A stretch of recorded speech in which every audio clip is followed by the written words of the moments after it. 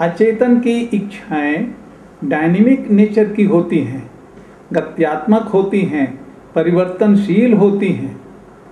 इदम, अहम और परम अहम का संघर्ष मन के चेतन, अवचेतन तथा अचेतन तीनों स्तर पर हो सकता है।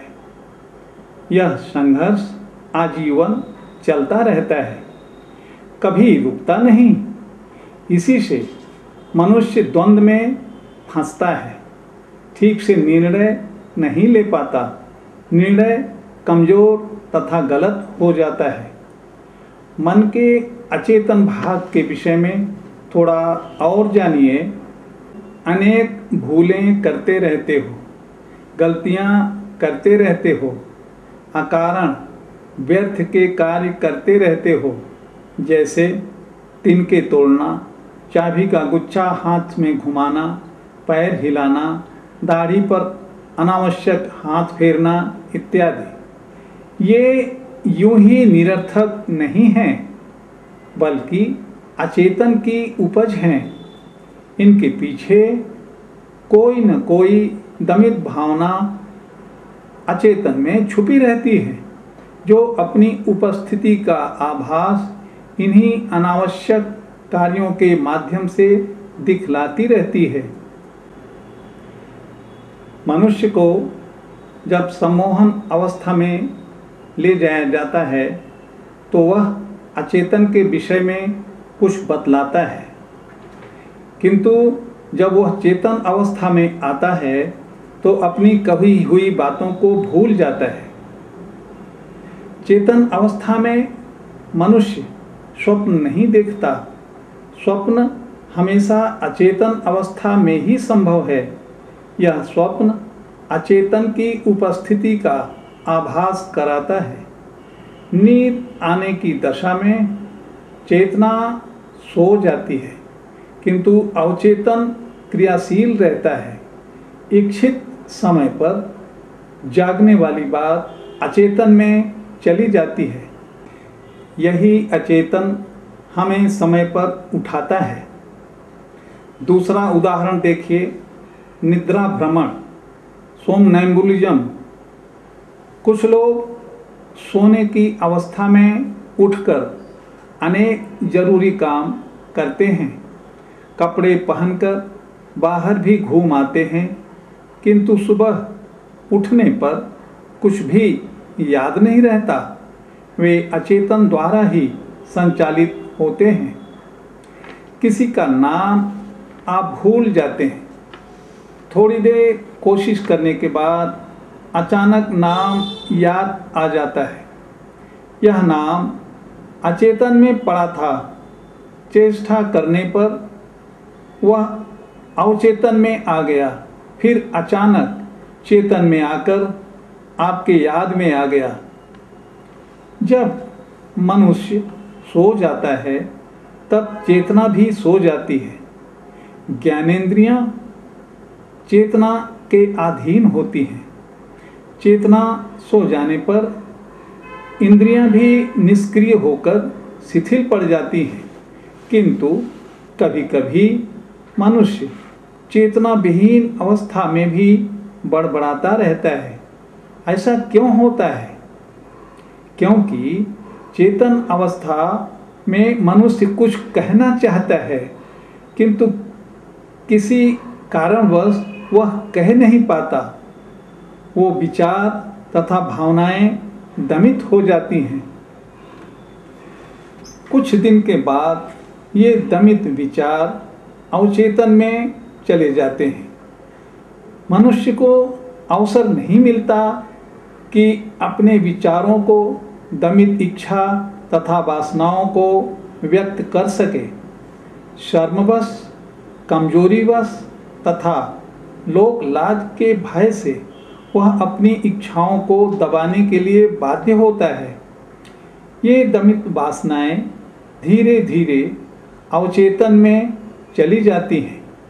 जब मनुष्य सो जाता है तब ये दमित वासनाएं अवचेतन में आकर अपनी अभिव्यक्ति बड़बड़ाने के माध्यम से करती हैं।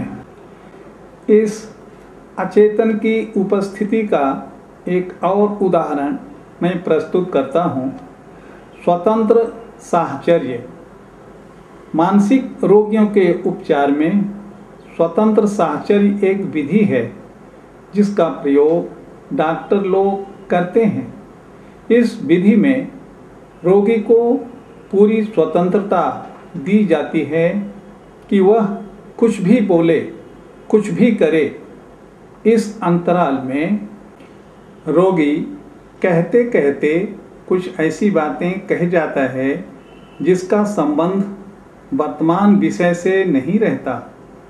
वह कही हुई बात बेकार सी जान पड़ती है, किंतु उस बात का संबंध अवचेतन में दबी हुई भावनाओं से रहता है।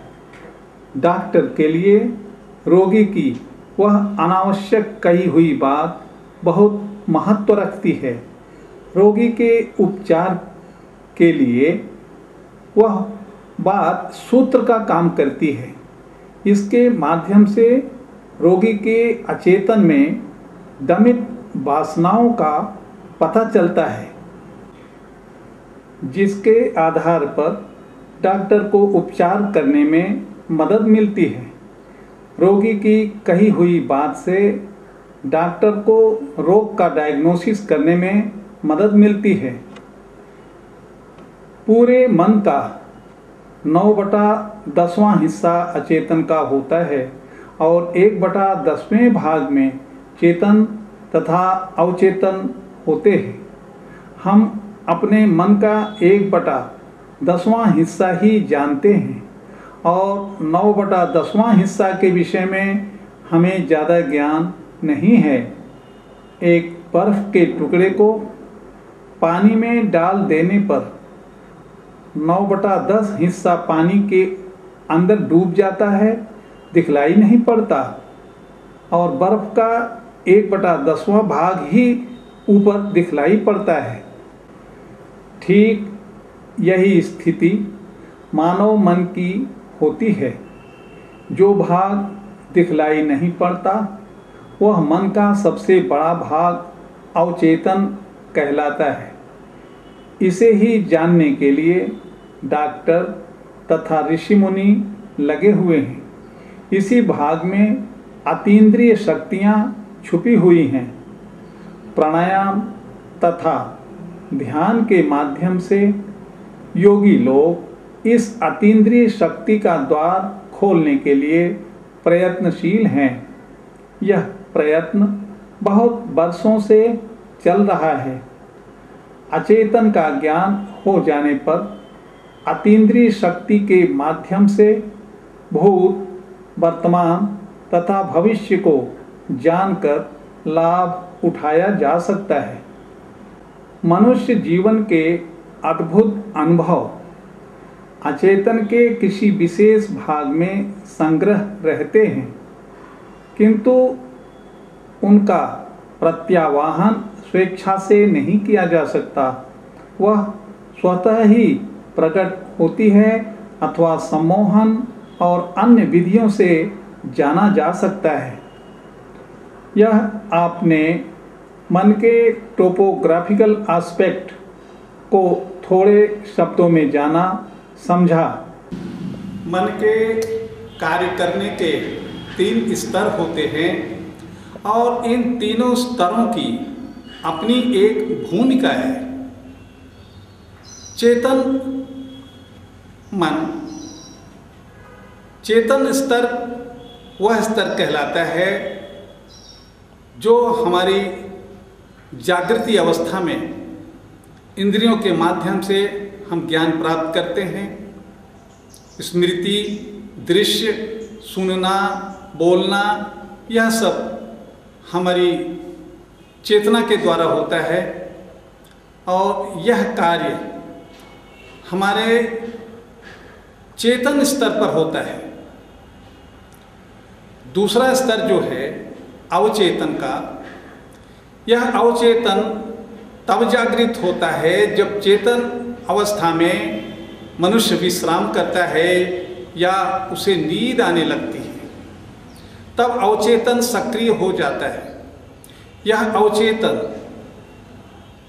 मनुष्य के जीवन को निरोग बनाने के लिए, उज्जवल भविष्य तैयार करने के लिए, अच्छे संकल्पों के बीज बोने के लिए,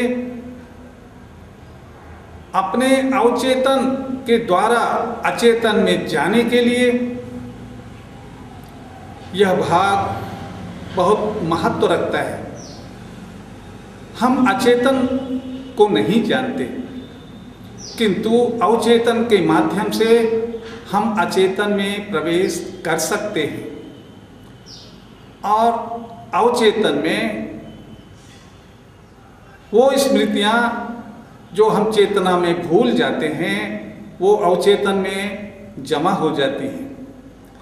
हमें जब कोई घटना, कोई बात याद करनी होती है तो हम अवचेतन को याद करते हैं, अवचेतन में खोजते हैं। एक प्रकार से यह बैंक है। जब हमारी स्मृतियाँ कमज़ोर पड़ती हैं तो अवचेतन के माध्यम से हम भूली बिसरी बातों को उसमें से याद करते हैं। तो अवचेतन का हमारे जीवन में बहुत बड़ा महत्व है, जिसे हम नहीं जानते।